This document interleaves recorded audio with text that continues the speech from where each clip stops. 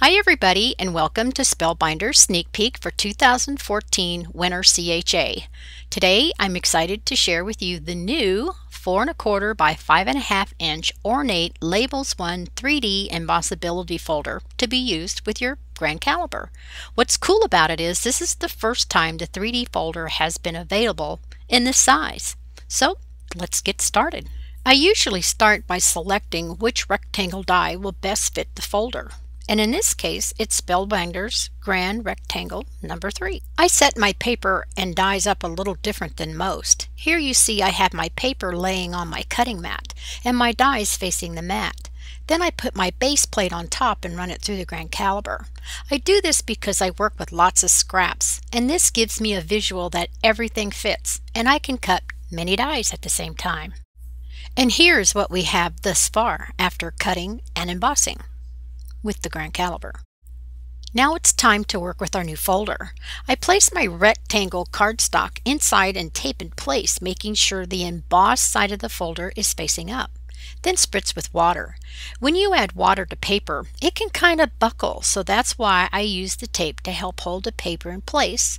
Then close my folder and run it through the grand caliber using your base plate, your embossing folder, and then your adapter plate. When you open the folder, you can see the pretty design and that the paper is still a little wet. So I just close the folder and set it aside and work on all the other elements of my card so this can dry.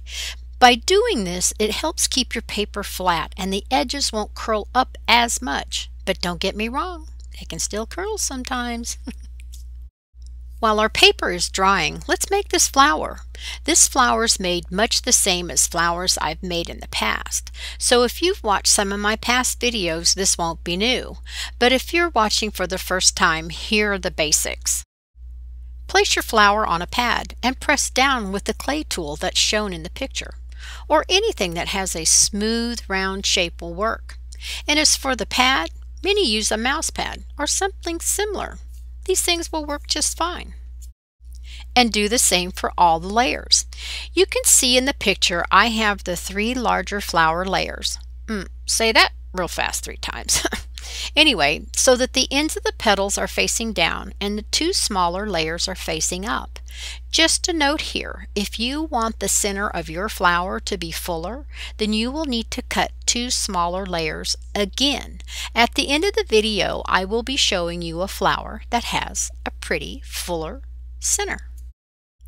I use glossy accents to attach each layer of the flower, and the centers I hold in my fingers until they're dry, and then nest them all together as shown to create a pretty flower. The leaves were cut from vellum cardstock, and I used a Q-tip and distress ink to shade them. The leaf on the left only has 1 color applied, while the one on the right has several layers. When I achieved the shade I wanted, I turned the leaves over and folded them in the center to give them a little bit of shape. Now let's open the embossing folder. As you can see, the paper is dry and flat. I'm not going to remove the paper from the folder just yet because I want to apply pressure to the design with the ink pad. If I remove the paper from the folder and applied pressure with the ink pad, it could go flat.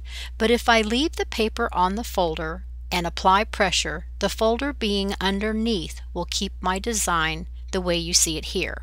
Now I just press my ink pad to the design and continue until I get the coverage I want. I could have applied ink to the folder, but this way is less messy, and I like that. And here's my finished card. The assembly was pretty easy.